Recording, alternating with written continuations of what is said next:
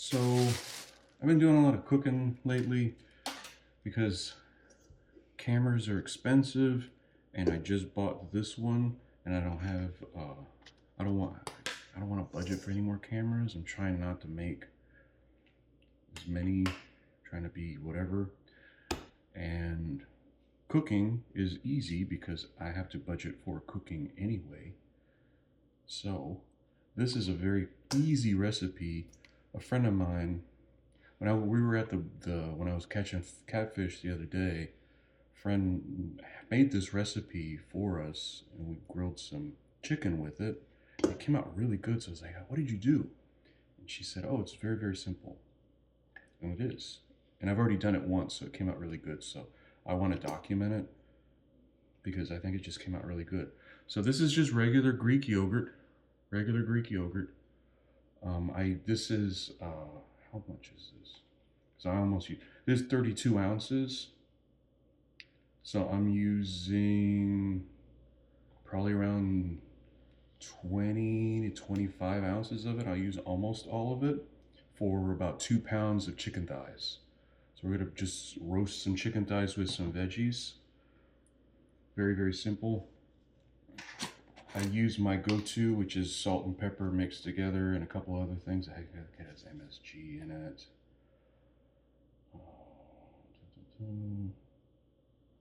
Does not tell the ingredients, but this is something called Hamburger Deluxe. Oh, it does. Salt, MSG, spices, garlic, onions, and calcium cetarate, free flow agent, whatever that means. Hamburger Deluxe. I use, for how much this is, I use about a tablespoon, maybe 2 tablespoons worth, because of the volume. So about 2 tablespoons worth, let's just say that. Oh, well, what's gonna happen, now that I mention it, I forgot. This is gonna be for tomorrow. So the longer you let it sit, the better. This is a yogurt, Greek yogurt, Hamburger Deluxe, or you could just do salt and pepper, whatever seasonings you want. That was her specific instruction, whatever seasoning you want. So, knowing what I know about my chickpea recipe, not mine, but the chickpea recipe I've been doing, I do Greek yogurt, Hamburger Deluxe, garlic, and onion, the zest and the juice of an onion. Stick the thighs in, and then you're good to go. Hold on 1 second. Let me grab my zester. Buy a zester. I know it's single use and you only use it for but you know. Or if you can find a zester that does like multiple things, more power to you. I meant to put the mic on, but it doesn't matter. This is just so nobody watch. Hi, Mom. Mom will watch this. So, zest of an onion, a whole onion. This is like an average size onion. Lemon. I mean, you could do the zest of an onion. I don't even know what that means. So I choose to use my garlic press. You could prep your garlic however you want. You aren't necessarily, I know I'm going to be eating little pieces of garlic, but they'll all be cooked thoroughly, because I plan on cooking this chicken at 425 for about 30 to 35 minutes. So there will be nothing raw in this recipe. So put as little or as much garlic. I prefer to err on the side of a lot of garlic, just because, like I said, I love garlic. Garlic's good for you. It tastes good. It adds a lot of flavor. It's good for you. One of those rare things where you don't have to, it's not a compromise, really. You just have deliciousness from the garlic and all of the good things that come from garlic. So like I said, 6 cloves. Do 2 at a time.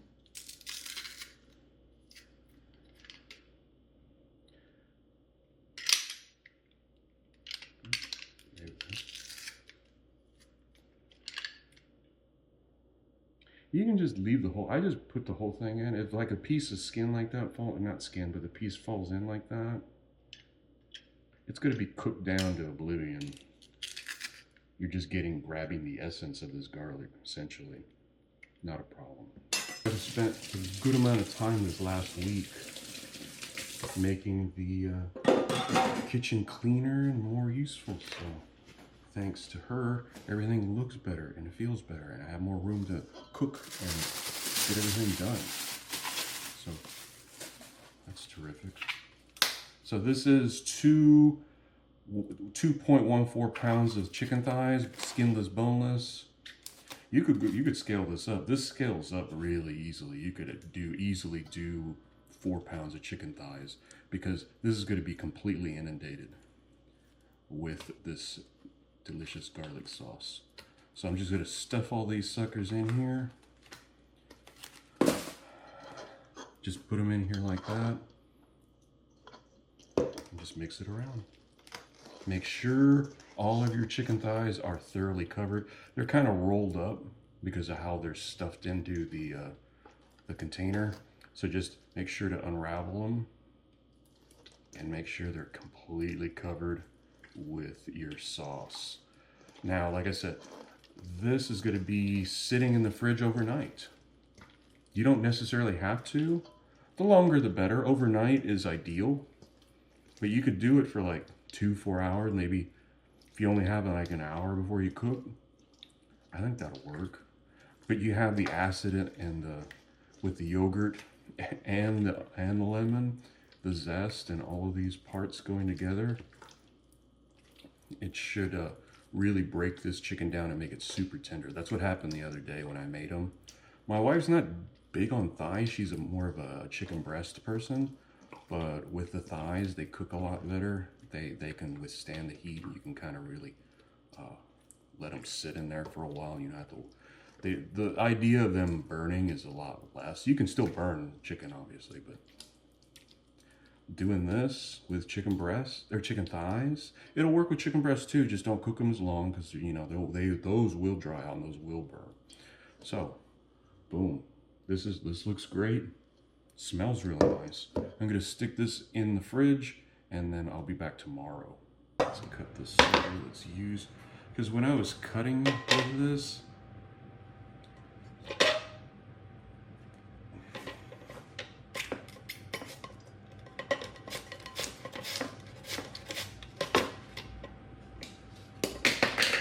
I was using the guard too, but I think this finger fell out of the guard.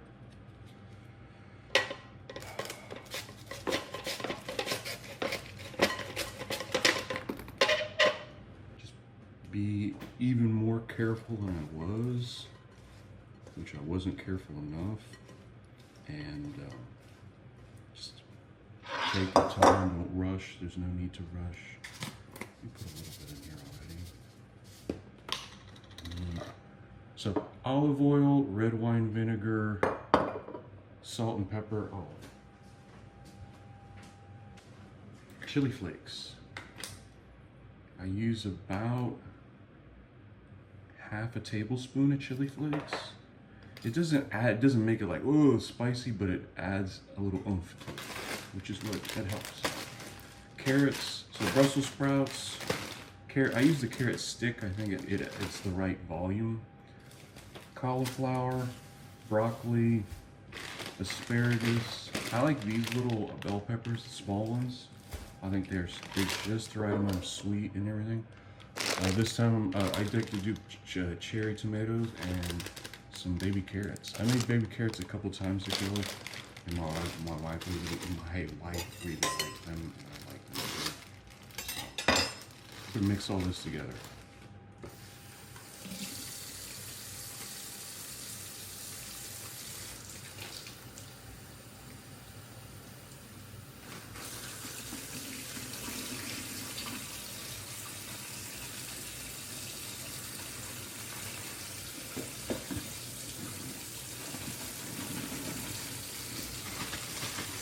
With the explosive diarrhea going around, I'm being ultra careful with my vegetables.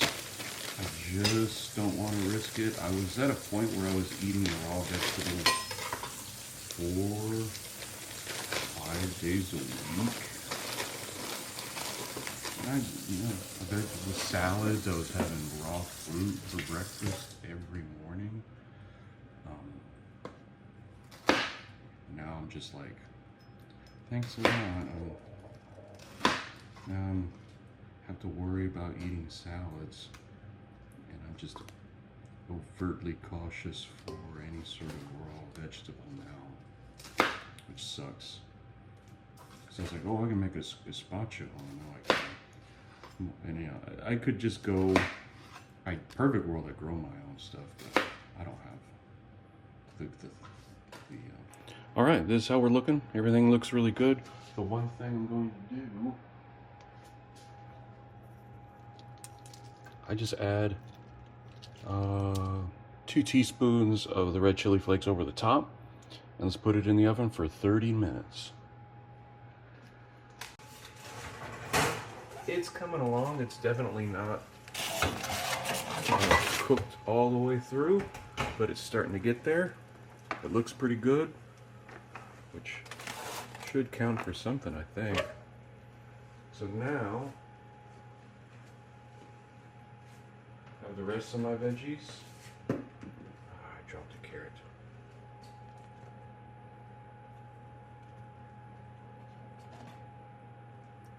I like asparagus, and I don't want it overcooked. These little baby carrots are always nice. They don't take as long, so I only put them in for a half hour. I could probably get away with putting them in for longer now that I think of it, but they'll be fine. They came out pretty good the last time, so.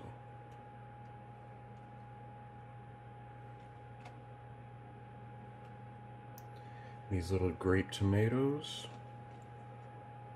Grape tomatoes, they get nice and squishy and tasty with the heat. I would not eat them raw because of all of the craziness happening right now. Psychospora, the lack of oversight from any sort of governing official was the only thing keeping us from getting ultra sick from eating things, which is incredibly political. Like I said, all food is political. Food is the second most political thing behind water. If you're letting freaks run the government and say, you don't need that, you don't need that, and just put more money in billionaires' pockets, that's what happens. It's very clear. And if you don't want to believe it, you're an idiot. And if, oh, well, you shouldn't say that to people, whatever. This is my channel, and I'll say and do whatever I want.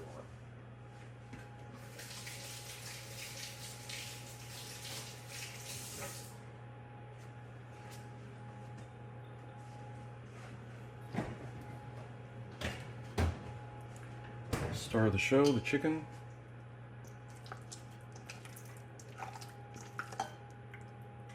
Chicken, just make sure it's unfolded and put it right on top of everybody.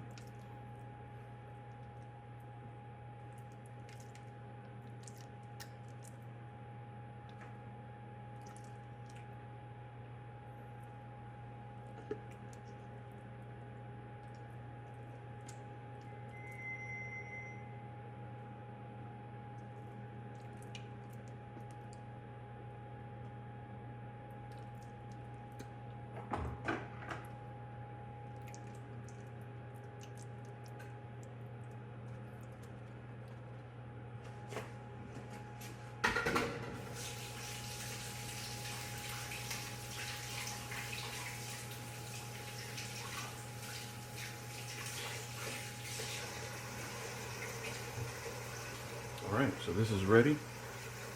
Put it back in the oven for another 30 to 35 minutes.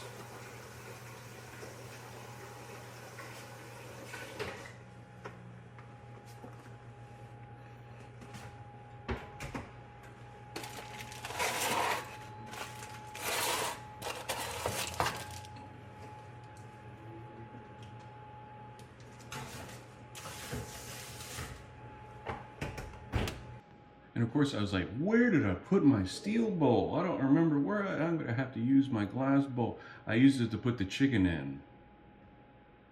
I don't know why it didn't click really until I started washing this bowl out so I could put it in the sink so that I can put it in the dishwasher in a little bit after I eat dinner.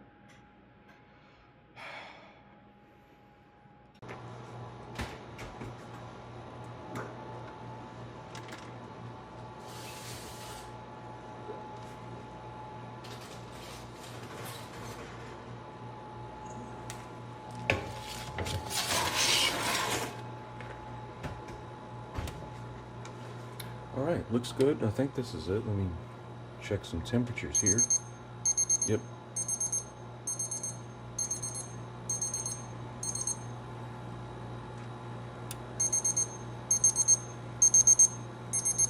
As long as my chicken is over